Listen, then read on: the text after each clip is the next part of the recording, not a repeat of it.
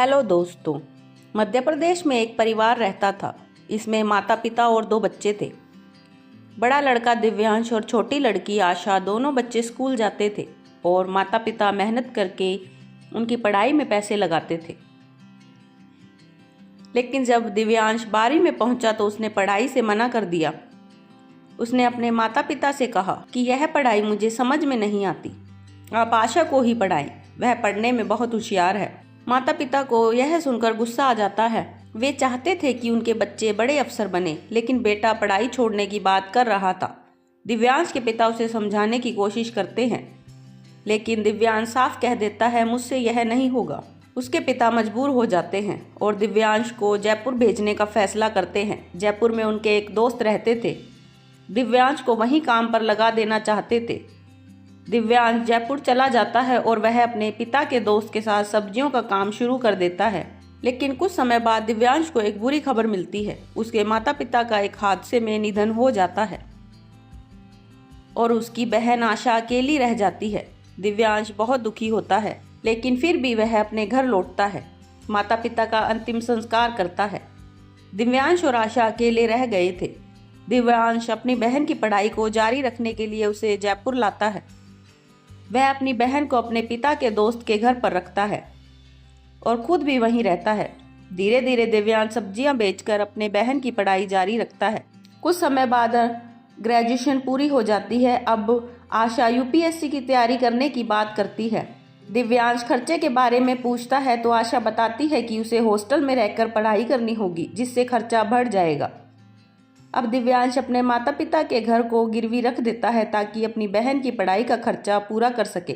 वह अपनी बहन से कहता है कोई चिंता की बात नहीं है, तुम पढ़ाई करो, मैं हूं ना, सब कुछ ठीक कर दूंगा। आशा भाई को गले लगाकर कहती है भैया अगर आप नहीं होते तो मेरा क्या होता। यह सुनकर दिव्यांश का दिल भर आता है, लेकिन वो अपनी बहन को उत्साहित करता है। आशा हॉस्टल में रहकर दिन रात मेहनत करती है और कभी कभी भाई से बात भी करती थी। उसकी मेहनत रंग लाती है। वह यूपीएससी की परीक्षा पास कर आईपीएस अफसर बन जाती है। जब आशा को सफलता मिलती है तो वह खुशी अपने भाई को बताती है। दिव्यांश अपने पुराने काम की जगह मिठाई बांटने लगता है, क्योंकि उसकी बहन अब एक आईपीएस अफसर बन चुकी है। कुछ दिनों बाद आशा ट्रेनिंग के लिए चली जाती है और ट्रेनिंग पूरी करने के बाद उसकी पोस्टिंग एक बड़े शहर में हो जाती है। लेकिन उसके बाद दिव्यांश और आशा की बातें काफी कम हो जाती है। आशा अब एक बड़ी अधिकारी बन चुकी थी। दिव्यांश उसे समझता है और उसे ज्यादा परेशान नहीं करता। फिर एक दिन आशा का फोन दिव्यांश के पास आता है और वो उसे बताती है कि भैया मैं शादी कर रही हूँ। जहाँ पर मैं काम करती हूँ वहीं के कलेक्टर साहब से मैं शादी कर रही हूँ। फिर वह कहता है कि मुझे बताओ। आशा कहती है कि भैया हमारी शादी कोर्ट मैरिज में होगी, हम सबके सामने शादी नहीं करना चाहते। दिव्यांश को यह सुनकर बहुत बुरा लगता है, क्योंकि उसने अपनी बहन की शादी के लिए बहुत सारे सपने सजाए थे। लेकिन उसे समझ आता है कि उसकी बहन एक बड़ी अधिकारी है, तो उसकी शादी भी वैसी ही होनी चाहिए। वो चुप हो जाता है और अपनी बहन के फैसले का सम्मान करता है। समय बीतता है और लगभग 2 साल हो जाते हैं। आशा और दिव्यांश से बातें बहुत कम हो जाती है। अक्सर बहाने बनाकर बात टाल देती है। जब दिव्यांश अपने जीजा से बात करने को कहता है तो वह कहती है कि वे बिजी हैं, बाद में बात करवा दूंगी। दिव्यांश को यह सुनकर बहुत बुरा लगता है, लेकिन वह सोचता है कि हो सकता है सच में वह बिजी हो। फिर कुछ दिन बाद दिव्यांश को याद आता है कि उसकी बहन का बर्थडे आने वाला है। पिछले 3 सालों से उन्होंने अपना बर्थडे एक साथ नहीं मनाया था। दिव्यांश इस बार अपनी बहन को सरप्राइज देना चाहता है। वह फोन नहीं करता, क्योंकि पिछले साल जब उसने बर्थडे मनाने के लिए कहा था तो आशा ने मना कर दिया था। इस बार वह अपनी बहन से मिलने का तय करता है।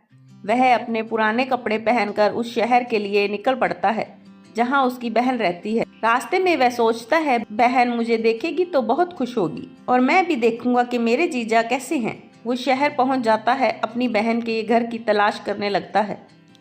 उसे पता लगता है कि डीएम साहब का घर बड़ा और मशहूर होता है। उसे ढूंढना आसान था।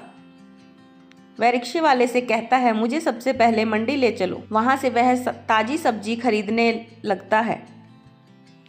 फिर वह सब्जी खरीदने के बाद दिव्यांश फिर से रिक्शा लेकर डीएम साहब के घर पहुंचता है। जैसे ही वह गेट पर पहुंचता है, वॉचमैन उससे पूछता है कि तुम कौन हो। तुम किससे मिलने आए हो? दिव्यांश के चेहरे पर खुशी की चमक थी। वो चमकते हुए कहता है कि घर डीएम साहब का। वॉचमैन कहता है हाँ, यह डीएम साहब का घर है, लेकिन तुम बताओ तुम यहाँ क्या ढूंढने आए हो? तुम सब्जी बेचने के लिए आए हो? दिव्यांश हंसते हुए कहता है नहीं, मैं सब्जी बेचने के लिए नहीं आया, मैं अपनी बहन से मिलने आया हूँ। वह कहता है कि मैं जो आपके डीएम साहब की पत्नी है, मैं उनका भाई हूँ, आप उन्हें बुला दीजिए, मैं उनसे मिलना चाहता हूँ। यह सुनकर वॉचमैन उसे ऊपर से नीचे देखकर चुपचाप सोचने लगता है। उसे ये यकीन नहीं होता कि दिव्यांश जैसे आदमी का डीएम साहब की पत्नी से कोई रिश्ता हो सकता है, लेकिन फिर वह सोचता है कि शायद कोई जानकार हो और वो अंदर जाकर बताता है सर, बाहर एक लड़का आया है, उसकी उम्र करीब 26 साल है और वह सब्जियों का थैला लेकर खड़ा है। वो कह रहा है कि मैं अपनी बहन का भाई हूँ और उससे मिलना चाहता हूँ। डीएम साहब यह सुनकर चौंक जाते हैं और सोचने लगते हैं कि क्या ये सच है, क्या उसका कोई भाई है। लेकिन इससे पहले कि वह कुछ बोल पाता, आशा कह देती है ठीक है, तो उसे रोक कर रखो, मैं आकर देखती हूँ कि वह कौन है। कुछ देर बाद आशा और उसके पति बाहर आते हैं। जैसे ही वह गेट पर खड़े देवांश को देखती है, तुरंत कहती है तुम कौन हो और तुम्हें किससे मिलना है? दिव्यांश को यह सुनकर बहुत बड़ा झटका लगता है। वह सोचने लगता है कि मेरी बहन क्या कह रही है, लेकिन इससे पहले कि वह कुछ बोल पाता, आशा कह देती है देखिए भाई साहब, आपको कोई गलतफहमी हो गई है, मैं बचपन से ही अनाथ थी, अब मेरी इनसे शादी हो गई है तो मेरा परिवार यहीं है, मेरा कोई भाई नहीं है। यह सुनकर दिव्यांश के होश उड़ जाते हैं। यह सोचता है कि क्या मेरी बहन इस चकाचौंध में खो गई है, क्या वो मुझे भूल गई है? उसे बहुत बुरा लगता है, लेकिन फिर वह गहरी सांस लेता है और कहता है हाँ मैम साहब, आप मेरी बहन नहीं हो, दरअसल मुझसे गलती हो गई, शायद मैं गलत एड्रेस पे आ गया हूँ। यह कहकर दिव्यांश अपने आंसू छुपाते हुए धीरे धीरे मुड़ जाता है और वहाँ से चला जाता है। आशा भी कमरे में चली जाती है और कमरे के अंदर फूट फूट कर रोने लगती है। विजय जो इस व्यवहार को देखता है तो उसे शक होने लगता है। वह सोचता है कि मेरी पत्नी सच में मुझे कुछ छुपा रही है। विजय को दिव्यांश की आंखों में देखे गए आंसू का बर्ताव दोनों ही अजीब लगे। वह जाकर वॉचमैन से पूछता है वो लड़का कौन था, यहाँ क्यों आया था? वॉचमैन बताता है कि साहब, वह डीएम साहब का घर है या नहीं यह पूछ रहा था। उसने आपकी पत्नी को बहन बताया और उनसे मिलने को कहा। यह सुनकर विजय का शक और गहरा हो जाता है। वह सोचता है कि कुछ तो गड़बड़ है।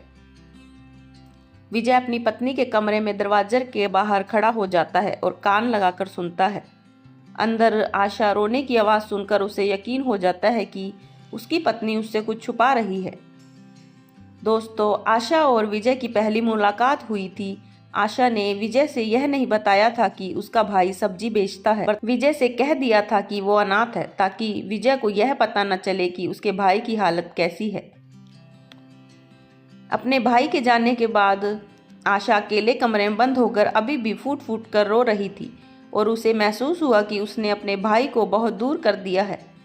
तभी विजय, उसके पति, ने उसकी आंसुओं को देखा और उसे समझाया कि अगर तुम कुछ छुपा रही हो तो खुलकर मुझे बता सकती हो। दोस्तों, उसके बाद आशा ने पूरी सच्चाई बताई।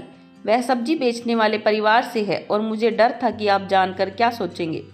तभी विजय ने उसे समझाया, छोटा बड़ा कोई नहीं होता, इंसान इंसान होता है, तुम्हें गलती की है और अब अपने भाई को माफ़ी मांगकर वापस बुलाओ। आशा ने फ़ोन मिलाया, लेकिन दिव्यांश ने फ़ोन नहीं उठाया। फिर विजय ने अपना फ़ोन देते हुए कहा कि तुम मेरे नंबर से कॉल करो, क्योंकि तुम्हारा भाई तुमसे नाराज़ होगा, लेकिन तुम्हारा फ़ोन नहीं उठा रहा। फिर आशा ने डीएम साहब के फ़ोन से कॉल की। जैसे ही दिव्यांश ने फ़ोन उठाया, उन्होंने रोते हुए माफ़ी मांगी। दिव्यांश ने कहा, अगर तुम मुझे पहले बता देती मैं कभी तुम्हारी ज़िंदगी में नहीं आता, लेकिन मैं तुम्हारे बर्थडे पर मिलना चाहता था। अब मैं वापस नहीं आऊँगा, पर तुम जब चाहो मुझसे मिलने आ सकती हो। विजय ने फ़ोन लेकर दिव्यांश को कहा, आप चिंता मत करो, आप वापस आ जाओ, आपकी बहन छोटी है, उसकी गलतियों को माफ़ करो। दिव्यांश ने फ़ोन पर कहा, ठीक है जीजा जी, मैं आ रहा हूँ। और फिर दिव्यांश अपनी बहन के घर लौट आया। दिव्यांश गेट पर पहुंचा तो आशा ने उसे गले लगा लिया और माफ़ी मांगी। उसने कहा, भैया मुझे माफ़ कर दो, मैंने बहुत बड़ी गलती कर दी है। दीपक यह सुनकर अपनी बहन को माफ़ कर देता है और उसे गले लगा लेता है। तभी डीएम साहब ने कहा, अब सारी बातें तुम दोनों यहीं ख़त्म करोगे, हमें मेहमान नवाजी का मौका भी दोगे। फिर इसके बाद सब लोग घर के अंदर चले गए और दिव्यांश ने अपनी बहन की जन्मदिन की शुभकामनाएं दी। घर में खुशी का माहौल था। इसके बाद विजय और आशा ने दिव्यांश को सब्जी बेचने के काम से छुटकारा दिलाया और एक अच्छा सा बिजनेस शुरू करवा दिया।